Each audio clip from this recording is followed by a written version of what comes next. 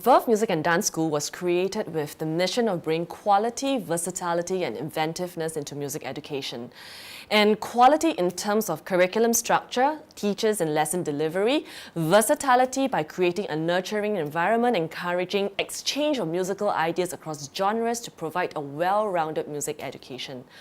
And right here at Verve, we advocate the spirit of inventiveness. For instance, we have created our very own curriculum, specially designed for students here at Verve, by building on well-rooted classical traditions in music education and applying it across various genres and musical styles, so as to make education relevant in today's society.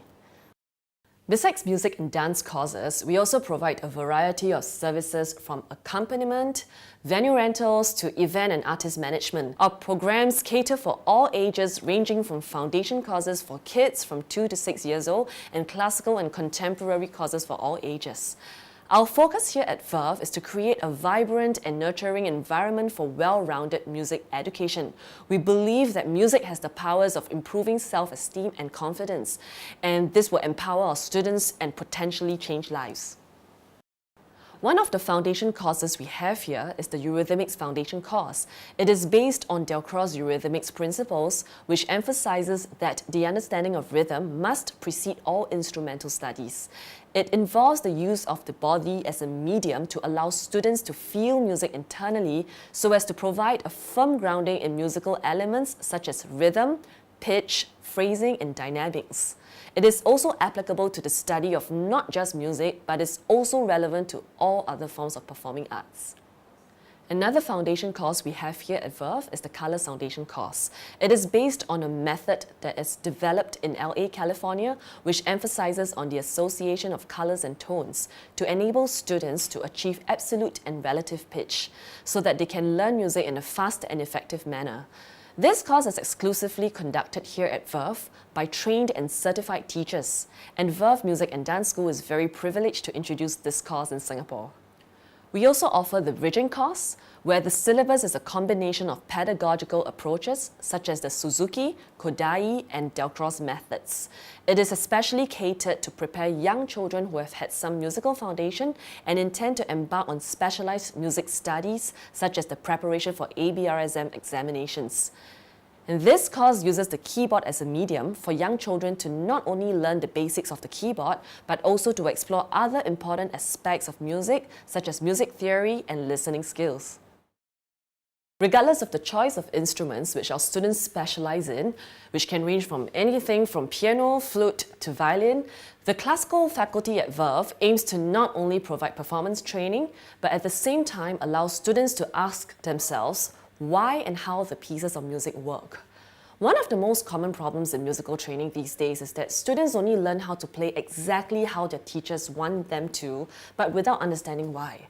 Hence, this greatly restricts the amount of imaginations and emotions they can get into the music and hinders them from being fully enlightened and experience the joy of music making.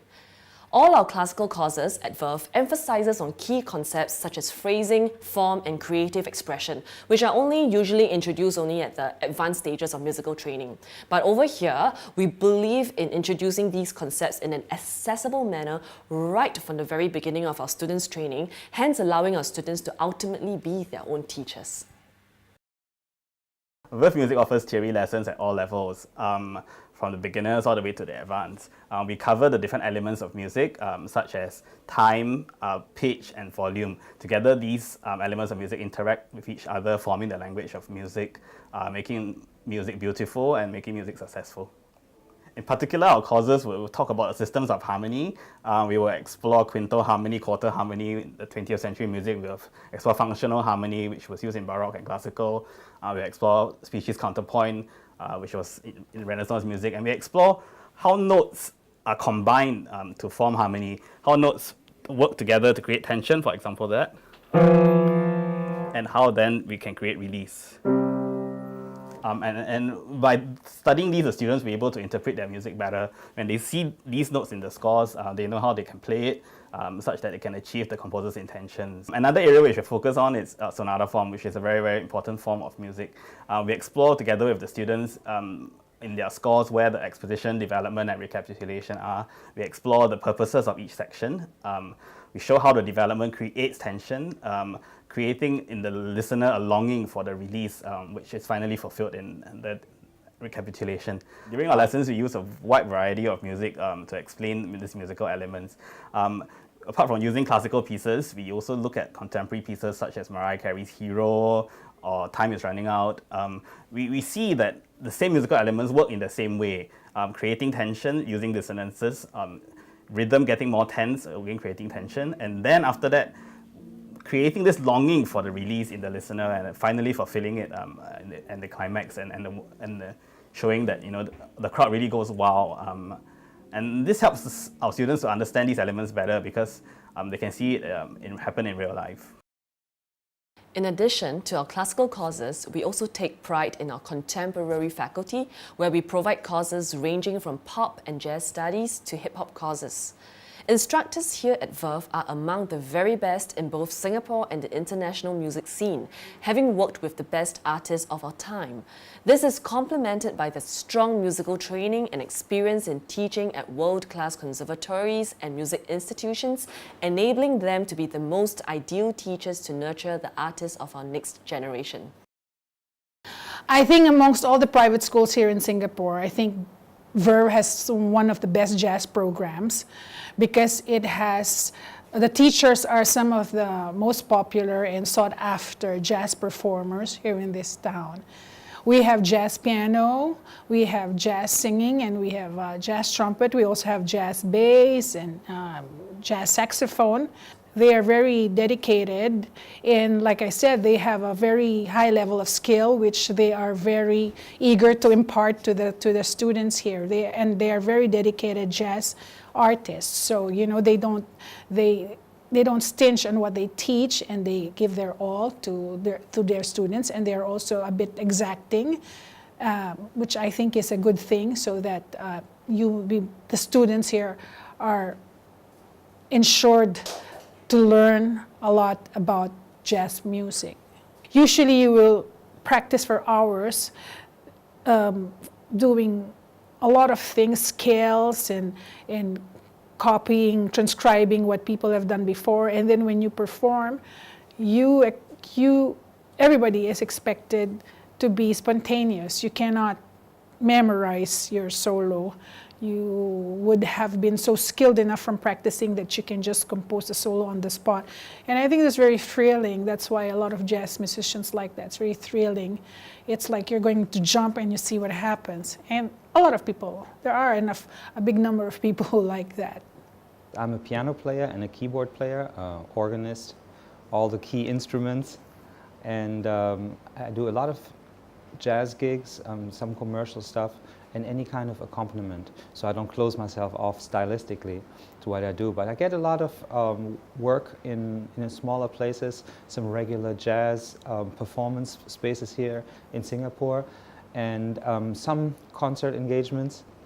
And to me, that's one of the great selling points of the jazz scene in Singapore, that for somebody who's trained in a little bit of a technical background in pop and jazz playing, that there's actually work around, and it might not be the kind of work that leads to stardom, but it's the kind of work that makes you a musician, makes you somebody that works in music.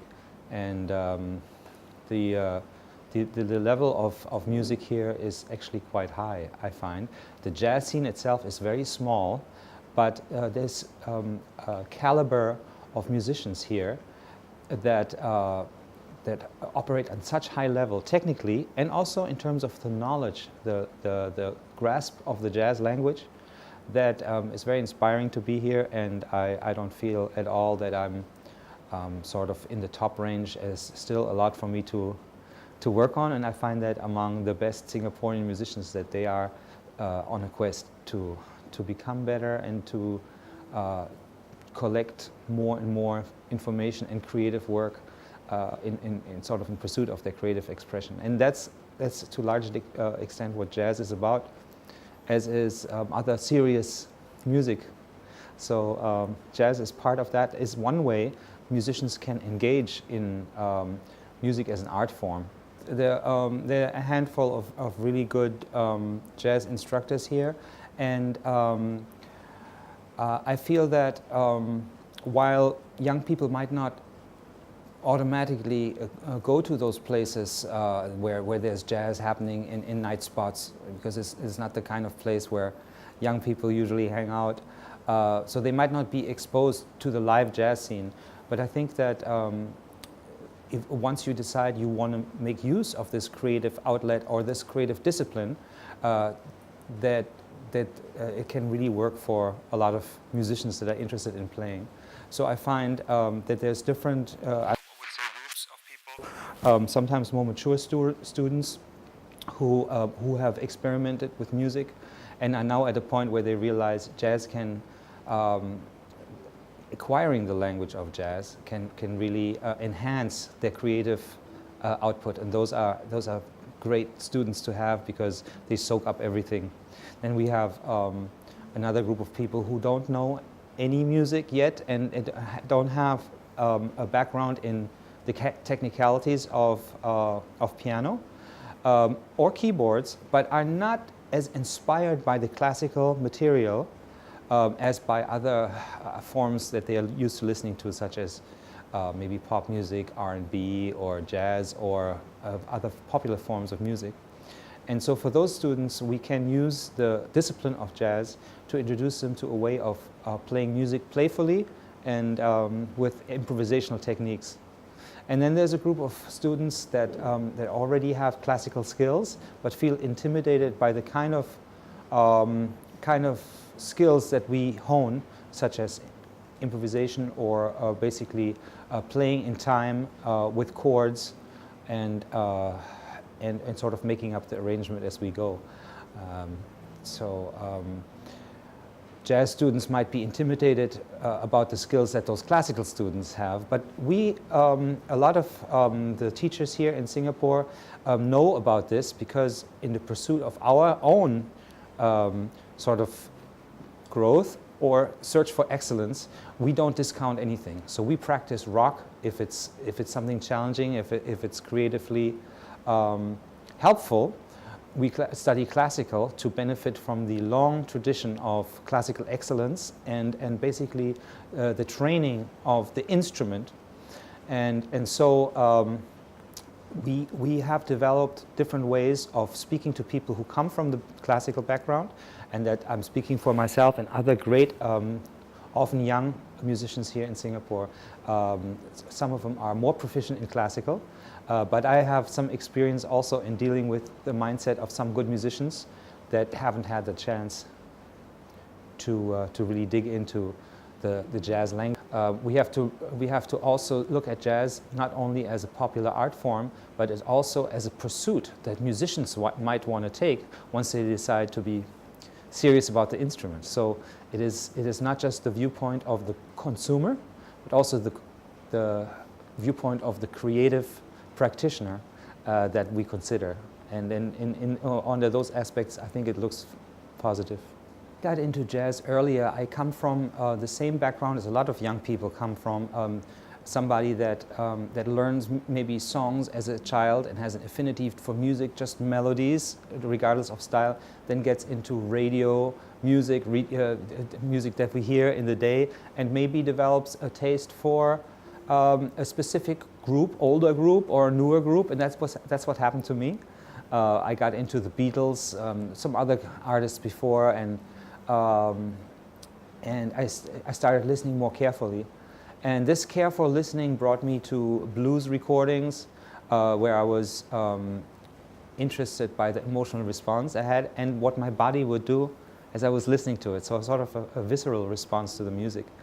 And as you look for formal beauty, you sometimes come across those more jazzy things. Of course, the classical music as well is full of it, but I find that jazz in particular also has the advantage of tapping into that rhythmical response that comes from the sort of adherence to a steady beat in jazz, and that it's another form of engaging with the music that seemed very natural to me, and I was very much drawn to it. There's also an emotional richness of the music, as it sometimes comes from people that really need to express themselves, and you get that first-hand expression, while in classical music it is the creative output and sort of the soul searching of the composer, filtered through the organizational factor of the editor of the sheet music, and then maybe the creative input of the interpreter.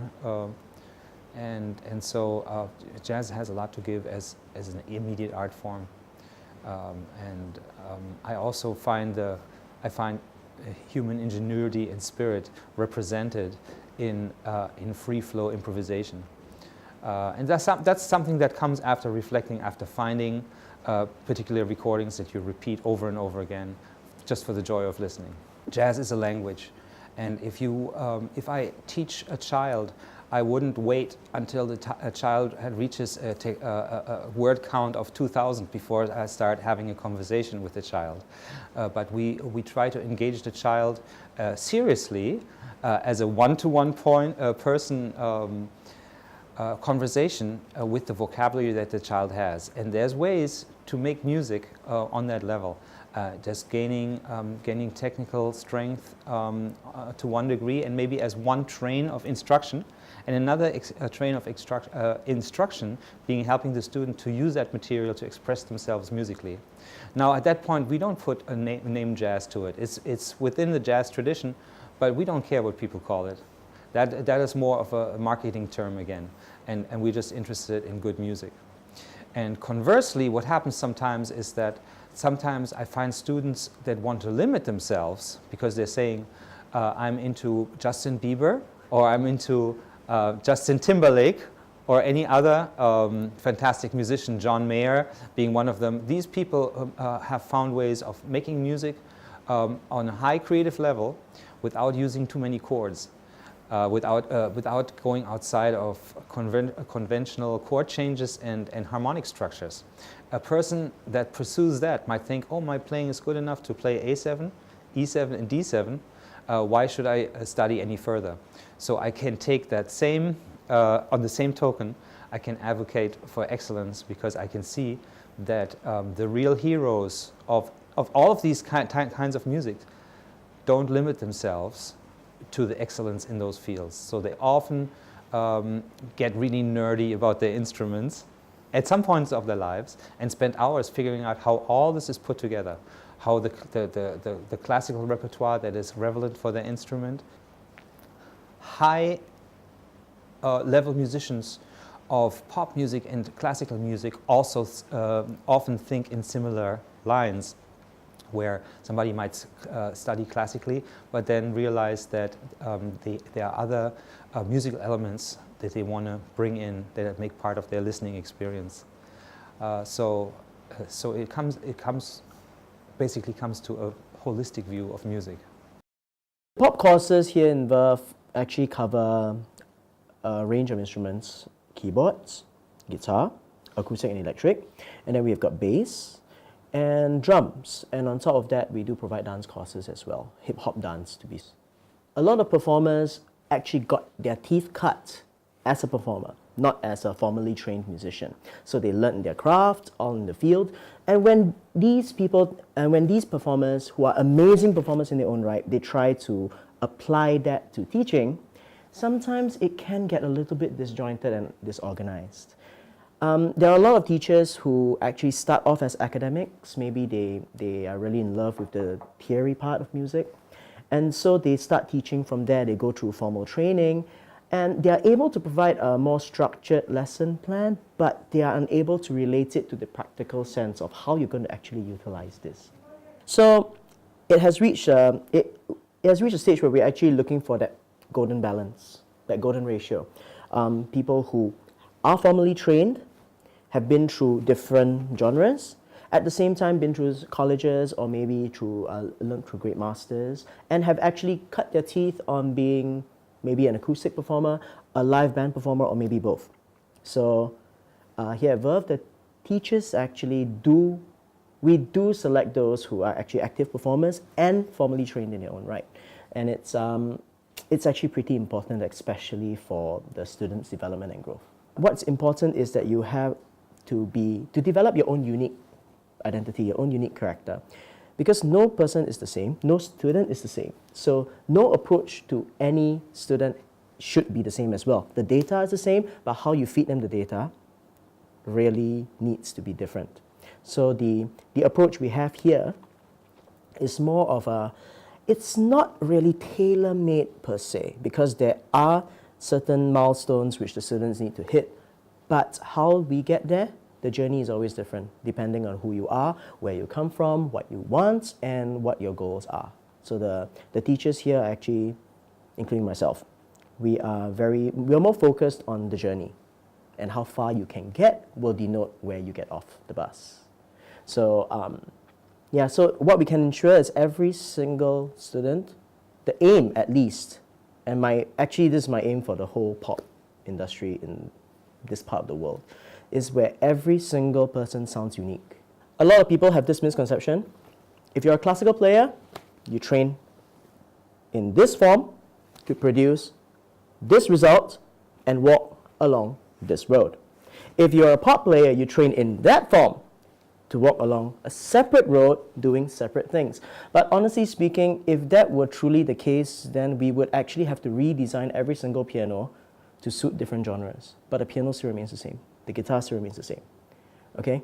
The basics of music is still the same. You are still playing a C, you're still playing a D, you're still playing your 4/4 time, your 4/3 time, your compound time. You're still playing everything universal to every single genre. Why? Because it's pretty much the same thing. It just depends on how you're going to use it. A lot of classical players, they are very caught up on technique. Why? It's important. Without technique, you can't express whatever you want to express. A lot of pop players are very in love with harmony. They want like chordal harmony, chord structure, and all that kind of thing. Why? Because they are trying to build a soundscape. But that doesn't mean the classical players are not doing that. And that doesn't mean the pop players should not have technique. If you're gonna ask me, every single genre requires a bass. And all basics are the same.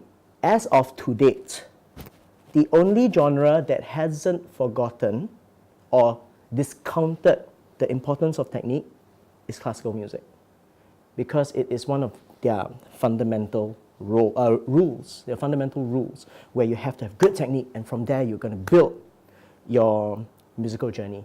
A lot of pop teachers, as I've said before, they did not actually have proper formal instruction, so they actually kind of enter in a not so basic format, and this actually can lead to bad technique, which can lead to, I've seen in many cases, injuries and how would say, bad playing, if for lack of a better word. It's not right. The form is not right. It's not comfortable. It's not flowing. So if you're going to ask me, is class important? Is it fundamental? I would have to say no. But all basics are fundamental. My name is Mike Stilianu. I am the head of international at Rock School UK. Rock School is an awarding body or an examinations board founded in London in 1991, which delivers and creates qualifications and examinations for contemporary musicians, performers and practitioners. So our main provision is graded music exams in contemporary music and the contemporary music instruments such as guitar, bass, drums, vocals, keys. But we also do examinations in performing arts, dance, and we also offer vocational qualifications and diplomas too. I understand that Verve offers a very holistic approach to music education, and that's exactly what Rock School aims to do through a number of its examinations, especially the popular music theory, where we introduce all of the key band instruments to the student who's studying this syllabus. Whether he be a guitarist or a vocalist or a bass player or a pianist, they have to understand how these instruments interact in a band setting, understand more about these instruments and everything that comes with it, such as their notation, the technique that a player needs to use. They basically have to understand how to read an arrangement that's made for a complete band and not just focus on that for their sole instrument. The key elements of the syllabus is really to bring the candidate right to the beginning and build up a specific knowledge of popular music theory right onto an advanced level. And the way we do that is obviously introduce the basics as you would expect at music theory level in terms of notation and ornaments and the standard things you would expect, which doesn't vary from the classical music theory as such.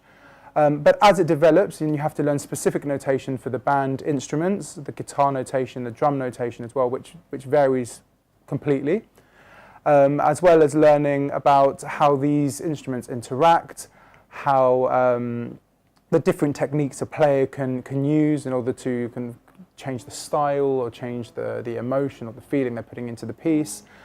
And basically building up a grounded knowledge on popular music theory, which we feel isn't exactly the same as classical music theory. Yes, there are elements that kind of combine the two, but we feel popular music theory has enough content for it to have a standalone syllabus. I'm aware that Verve has run Rock School exams for a while now, and it's been great to come and visit this time round, it's been nice to kind of meet all the teachers and understand their approach to, I mean, whilst it's a classical music, it offers courses in classical music and contemporary music.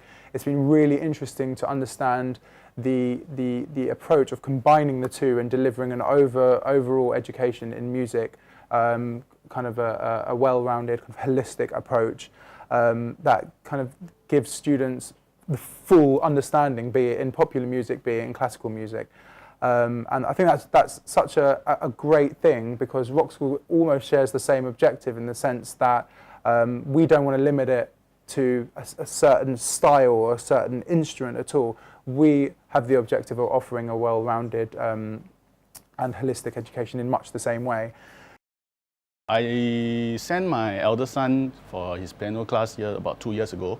So Rachel, the principal of this school, assigned my son Nathan to Fabian. So after 2 years, I find Fabian to be very systematic. Yeah, in teaching my son through his piano lesson. He's very encouraging, and usually my son, he doesn't have confidence in whatever he's doing. So usually if the teacher is strict, so usually you will not be encouraged to go through the music lesson. So under Fabian, I can see big improvement in his piano. Yeah, so it's very encouraging. I feel that it's very important for a child to have some musical background, because Singapore focuses a lot on academic. Yeah, so by going through some music, I feel that for my son Nathan, typically he's very impatient. Yeah, he wants to do, and he gets quite flare up quite easily. So since going through musical lesson, I find that he's mellowed down a lot, and he has a bit more patient in doing whatever he's doing. So I think musical background or musical is important in a child's education. The environment here is very conducive. Unlike some of the other schools, sometimes when you walk in, you feel that it's very commercialized. Yeah, so Verve is, you feel like it's very conducive for music study. Yeah, the teachers that we have encountered are all very friendly, and I believe they are all master in their own music instrument. Yeah, so we are very confident about the school. 我觉得 Kevin 老师是一个很好的音乐老师，他会带动孩子怎么样学音乐，然后不只是好像他不明白的地方他会继续教，然后也不会说来只是看着音谱、音乐谱，然后只是死教，然后他会跟他分享需要听什么歌曲，然后才会更有培养他自己的兴趣，然后培养对音乐的兴趣。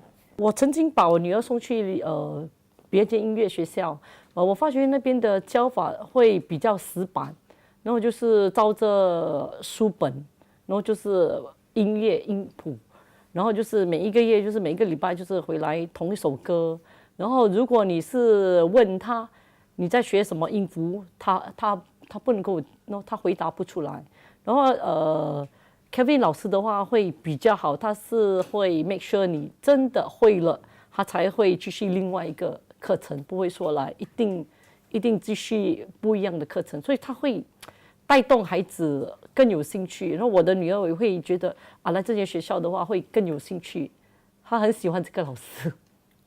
音乐课程的时候，他会跟他交谈，哦，有 certain 的时间是交谈，然后就是说让他知道什么是音乐，然后怎么样培养兴趣，然后要多听歌，多练习，最重要是要有兴趣，如果没兴趣的话就很难再继续，然后就有更大的进步。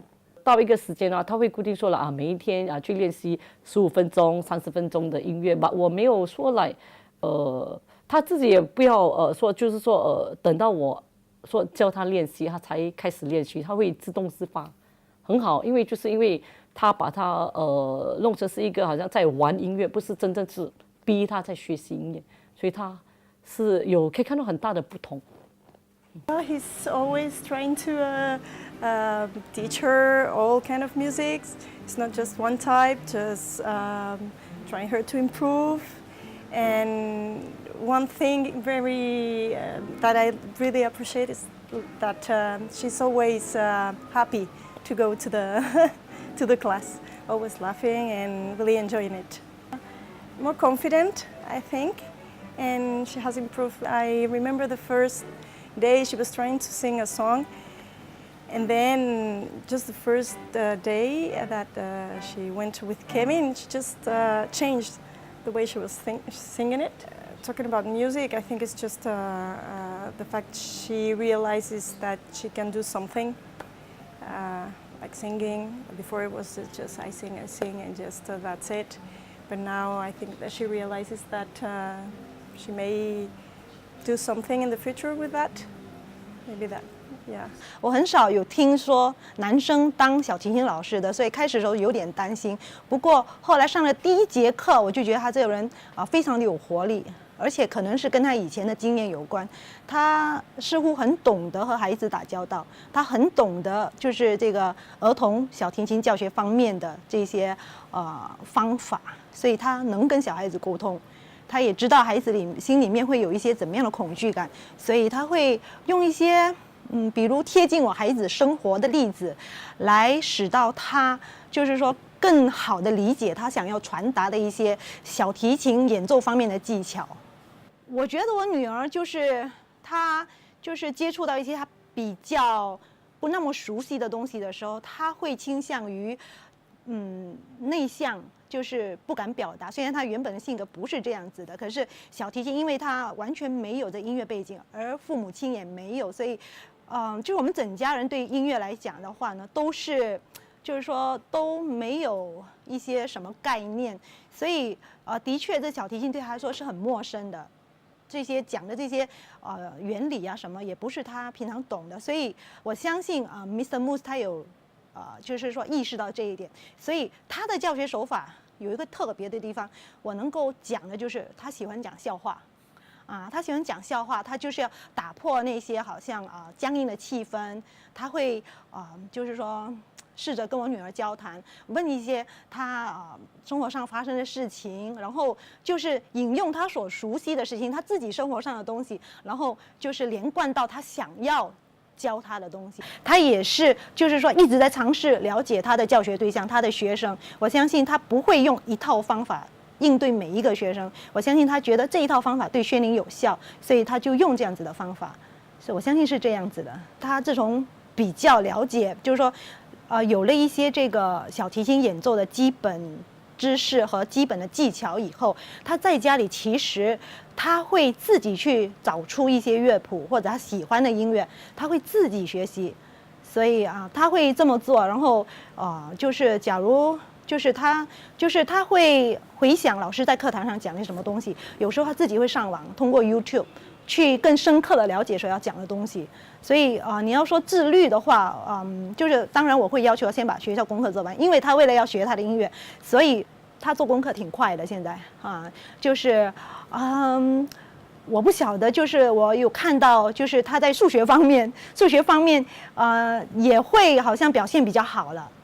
就是我不晓得这跟他学音乐有没有关系，就是似乎头脑比较灵光了然后就是说自律吧，就是或者就是他那种自己激励自己的心，他为了要学好那个音乐，就是家里没有人能帮他，因为虽然我每天每一节课陪着他一起上，可是老实说，我能给他的指导不多，除了督促他以外，我不能够给他什么实质的帮助，所以他就是通过他自己去学习一些他想要学的曲子，就是这样。所以我觉得，这对他来说是一个很大的改变。我为了替他找一间小提，决定了让他学小提琴以后，那么得替他找一间学校。所以其实，在我们来到这之前，我们是就是说有去过了其他的音乐学校看。我的要求，我的最基本的要求，就是说，要那间学校能让我和他一起上课的话，是最好的，因为我觉得这非常重要，因为。他没有音乐背景，我当然也是没有。可是我想着说，艰涩难懂的东西，你讲给小孩子听，小孩子未必听得懂。虽然我也未必听得懂，可是希望我的理解能力能比他好，或者就是说，在上课的时候，我能够从旁帮忙做一些笔记。那么看看呢，就是通过这些微小的努力，能不能让他就是说有更大的进步。所以后来问了好几间，来到这边，我第一个问题其实就是问，能不能让父亲或者母亲陪着孩子一起上，然后他们说可以，他们也很鼓励这么做，所以我就决定了，就是说就选这间学校，然后这边的柜台的职员都非常的友善，然后还有一个就是有时候因为有一些情况我们是没有办法预见的，有时候安排好上课日子，他上课日子是在星期日，有时候是安排好上课日子，我有一些别的事情不能够带孩子来上课，然后就是跟学校沟通，他们就是也都允许我就是替孩子换个时间，所以我觉得这个是相当有伸缩性的，所以这也是我挺喜欢的一点。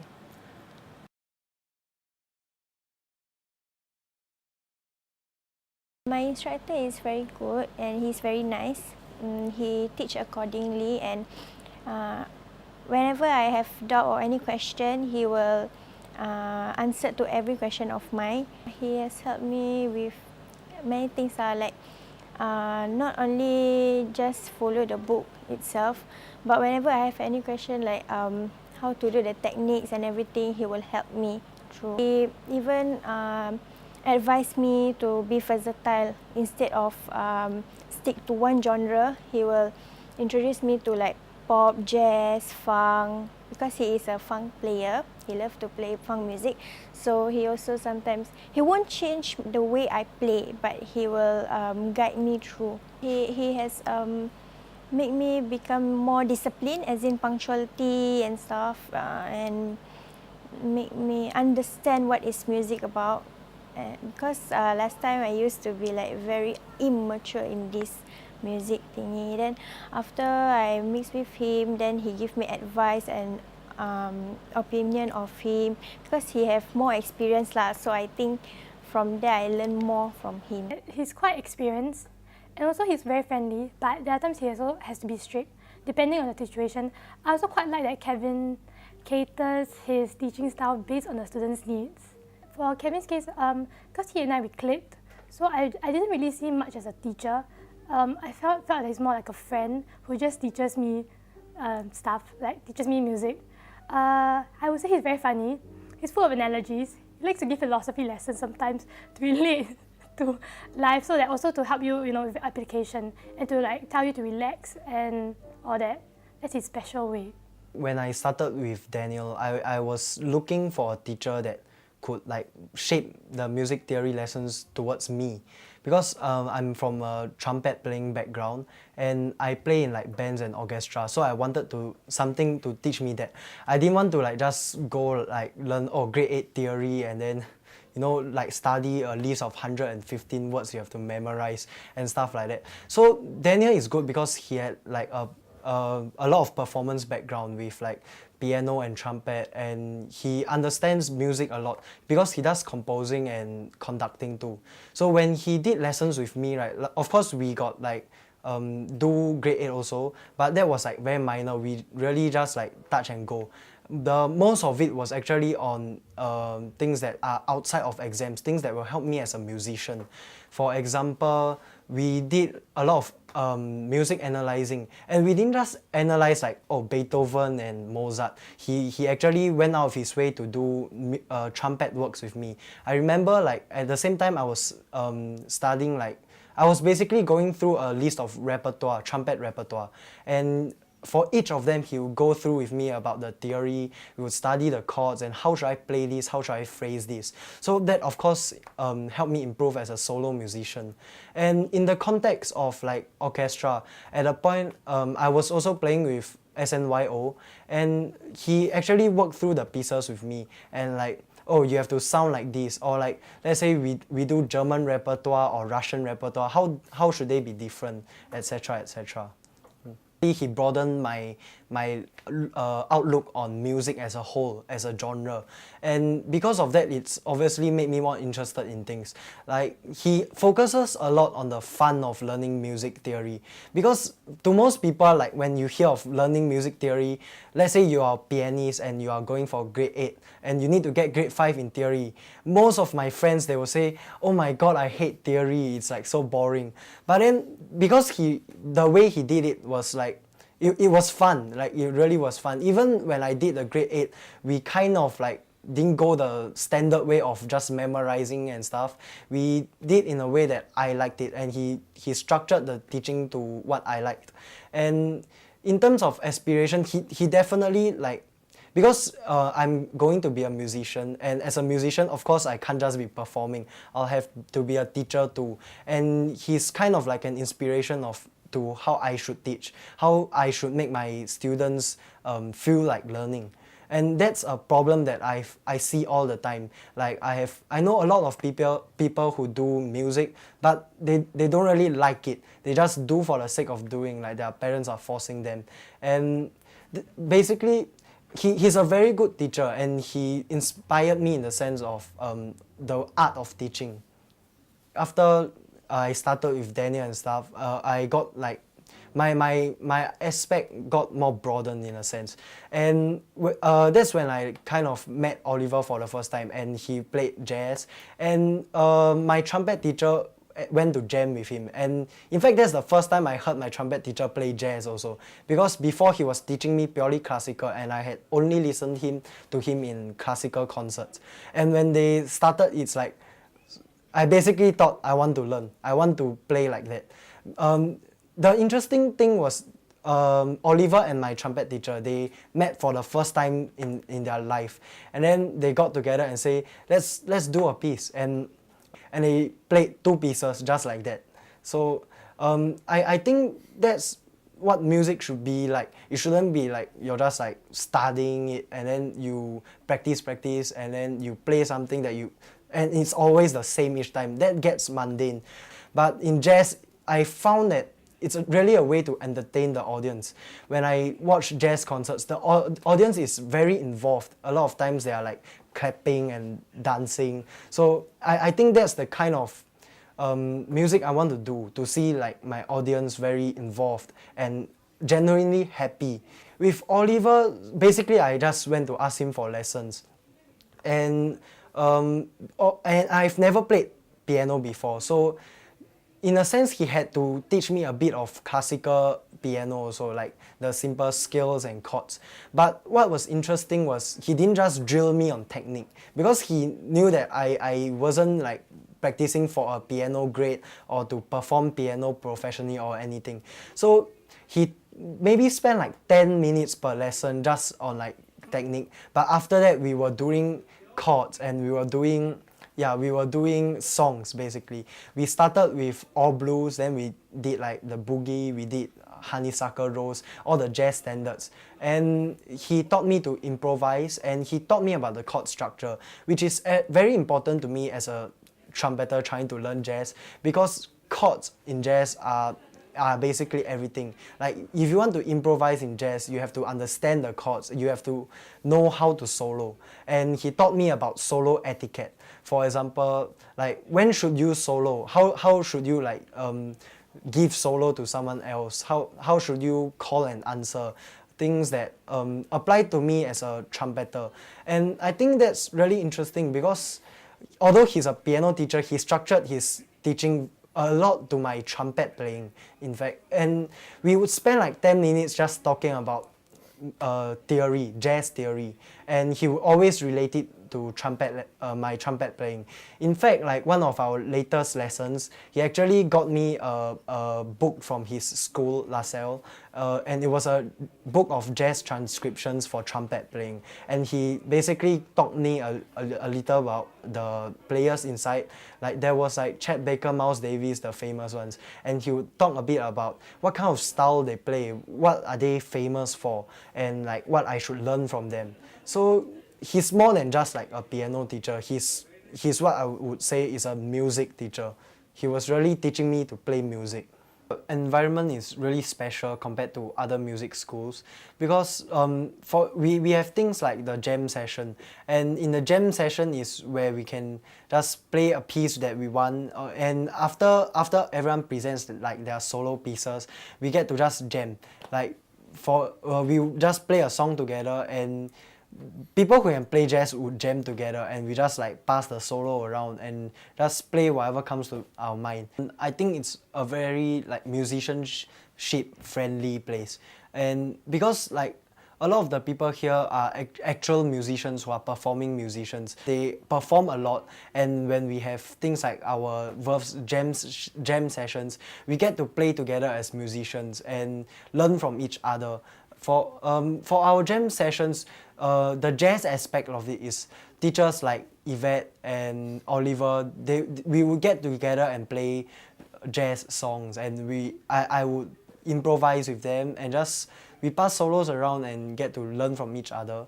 And there are a lot of opportunities. For example, Oliver would sometimes invite me to watch his gigs. Yvette would sometimes invite me to watch his gigs.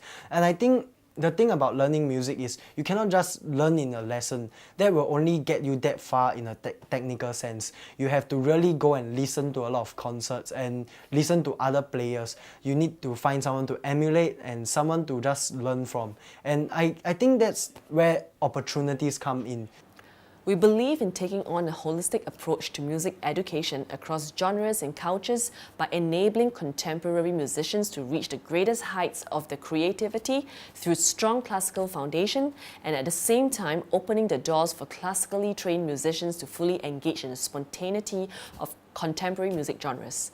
And with our mission of bringing quality, versatility, and inventiveness into music education, we will inspire and empower lives.